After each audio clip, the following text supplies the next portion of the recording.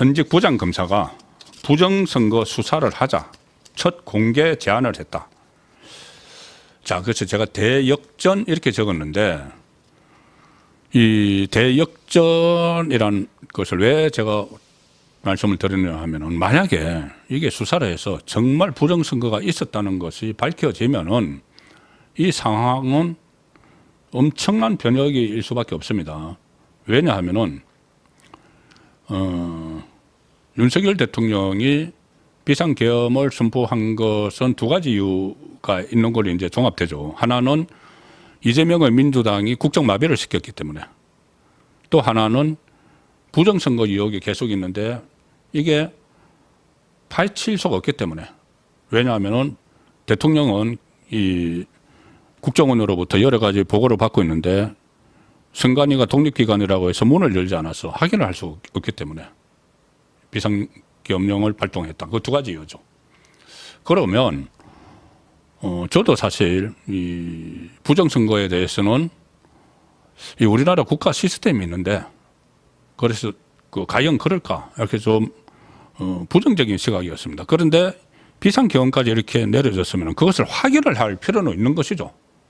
확인을 해서 아니면 정말 윤석열 대통령이 잘못됐구나 뭐 이야기를 하든지, 만약에 거기서 정말 부정선거가 있었다는 것이 드러나면은 완전히 지금 분위기가 다 바뀌는 거죠. 그러니까 수사를 할 필요는 생긴 겁니다. 어쨌든 수사하든 국정조사를 하든 이 상황에서 이 현직 부장판사가 처음으로 의혹을 이 합리적 의혹인지 한번 밝히자 공개 주장을 했습니다. 부정선거 의혹 수사에서 업무인지 합리적 의혹인지 밝혀야 한다. 수원지검 장모 부장검사, 일단 이렇게 나옵니다.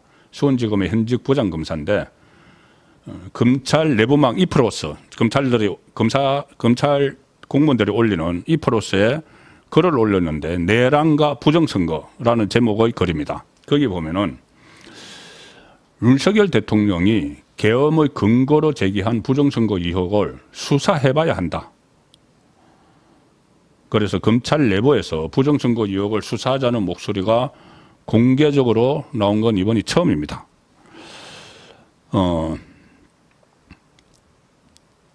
이 장모 부장검사는 과연 윤 대통령이 주장하는 부정선거 의혹이 합리적인 의심이 들 정도로 상당한 것이었는지에 대한 수사가 필요하다. 일단 수사는 해야 된다는 이야기죠. 좀 구체적으로 이야기합니다. 자, 뭐냐면은 대통령은 기밀 정보를 누구보다 긴밀하게 확인을 할 수 있다. 여러 군데서 보고를 하죠. 뭐 국정원 뿐이 아니고 경찰, 검찰, 국세청 다 보고합니다. 그전에는 국정원장이 주례 대면 보고했죠. 과거의 대통령은. 그래서 긴밀한 내용들을 전부 다 보고를 하죠.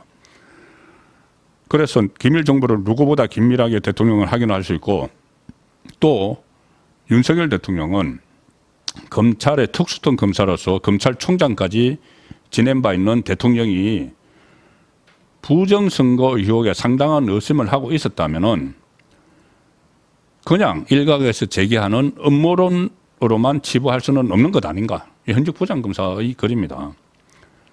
특히 사형, 무기징역, 무기공고의 법정형밖에 없는 내란죄의 중대성을 고려를 하면은 음모론을 믿고 현직 대통령이 부정선거 의혹을 밝히기 위해 비상계엄을 선포했다는 주장은 납득하기 어렵다. 이게 나중에 이 처벌의 대상이 되면은 최대 사형까지 할 수 있는, 무기징역 아니면 사형, 그 공고나 무기징역이나 뭐 사역을 하지 않는 것 외에는 똑같죠. 그런 처벌을 받을 수도 있는 것을 단순히 음모론만 가지고 비상계엄을 해야 된다고 판단을 했겠느냐는 겁니다. 다른 정보를 많이 갖고 있을 것 아닌가 하는 이야기죠. 그래서 부정선거 의혹에 관한 실체 규명을 비상계엄에 의한 선관위의 선관위에 대한 무력 진입 등에 대한 법적 평가에 어떤 형태로든 중요한 영향을 미칠 수밖에 없다. 실체 규명을 해야 된다는 이야기입니다. 윤석열 대통령을 만약에 처벌을 하려면 이것도 실체를 규명을 해야 된다는 이야기죠. 그렇기 때문에 내란죄 규명에 있어서 그 동기의 진위 여부는 매우 중요한 요소가 된다. 이게 실체가 있는지 없는지 부정선거. 그래서 그걸 수사를 해보자는 이야기죠. 과연 대통령이 주장하는 부정선거 의혹이 합리적인 의심이 들 정도로 상당한 것이었는지, 그리고 비상계엄 이외의 방식으로는 부정선거 의혹을 밝히기 곤란한 상황이었는지 수사가 해봐야 된다. 수사를 해봐야 된다. 그리고 장 부장검사는 지금까지 검찰이 부정선거 관련 수사를 정말 어느 정도 했는지 의문이다. 2020년 총선에서 이 사전투표지에 대한 개표 과정 오류가 발생을 해서 재검표를 해서 결과가 1, 2위 투표자가 바뀌는 상황도 발생을 했었는데 그와 관련해서 전자개표기 오류 원인 분석을 위한 디지털 포렌식이 과연 이루어진 적이 있었는지, 그런 부분들도 2020년에 그런 문제가 제기가 됐는데 과연 수사를 제대로 했느냐. 자, 그 문제를 검찰에서 현직 그 부장검사가 처음으로 제기를 한 것이죠. 대통령이 자신의 직을 걸고 내란죄의 처벌 위험을 감수하고 부정선거 의혹을 밝히기 위해서 비상계엄을 선포했다는 주장이 알려지면서 부정선거 의혹은 더욱 확산되고 있다. 지금 여러 가지로 확산이 되고 있죠. 그래서 결론적으로 이 말은 저도 동의를 합니다.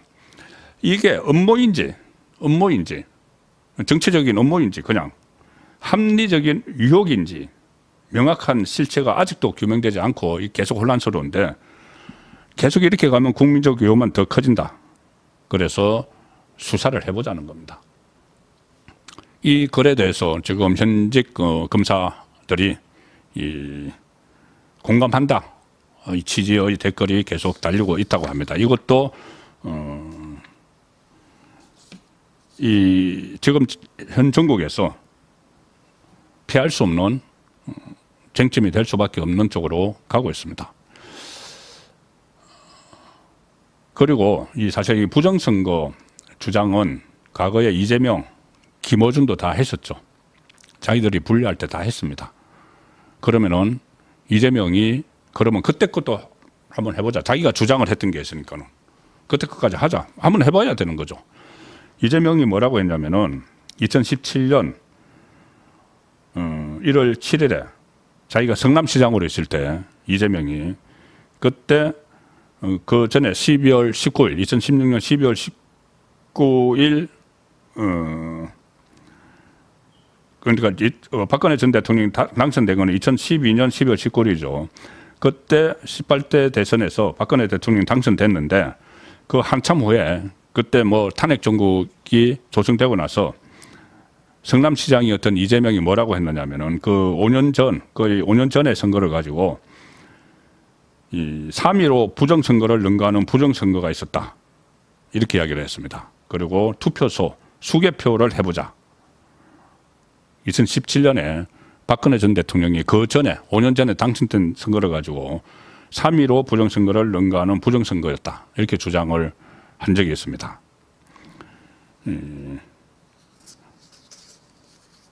그때 그 이재명 성남시장은 전산개표 부정 의심을 정당화할 근거들이 드러나고 있다. 투표소 수개표를 위해 투쟁하는 많은 분들을 응원한다. 그때 일부 시민단체가 법적 근거 없이 전자 개표기를 사용을 했다. 그래서 선거 결과가 조작됐을 가능성이 있다. 이거 의혹을 제기했는데 거기에 편성을 해서 이재명이 부정선거를 주장을 했던 적이 있습니다. 박근혜 전 대통령이 당선된 선거가 무효라는 이야기죠.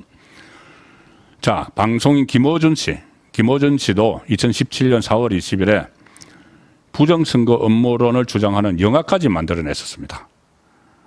김어준이 제작하고 최진성 감독이 연출한 다큐멘터리 영화 더 플랜은 박근혜 대통령이 당선된 18대 대선에서 251개 선거구 1만 3,500여 개 투표구의 개표 상황표를 전수조사한 결과 개표 과정에서 인위적인 개입이 있었을 것이다. 음모론을 주장을 했습니다. 그렇다면은 지금 2020년 총선에서의 부정선거 의혹 그리고 같이 하자는 거죠. 이재명이 그러면 이것을 응해야 되죠. 자기가 부정선거가 있었다고 주장을 했기 때문에 박근혜 전 대통령 당선된 거. 그래서 그것까지 해서 이참에 정말 국민적인 의혹을 상당수 많이 가지고 있는 분들이 있는데 그것을 해소하는 차원에서 정말 있었는지 없었는지 조사를 해보자. 저는 이 검찰에서 그런 의지가 없다면은 국정조사라도 저는 해야 된다고 봅니다. 이 상황까지 왔으면은 과연 윤석열 대통령이 비상계엄을 선포한 큰 두 개의 축, 하나는 국정마비, 이재명과 민주당의 국정마비, 하나는 부정선거 의혹. 이재명과 민주당의 국정마비는 어떻게 보면은 좀 이 국정마비였는지 아니었는지 좌파에서는 아니다 주장을 할 수 있는 그게 있죠. 그런데 만약에 부정선거는 어떤 실체가 만약에 있다고 하면은 이것은 대역전이 되는, 전국이 대역전이 되는 그런 상황이 될 수가 있습니다. 그래서 충분히 이것은 철저한 조사는 반드시 해볼 필요가 있는 국면으로 지금 가고 있다. 그렇게 말씀을 드리겠습니다.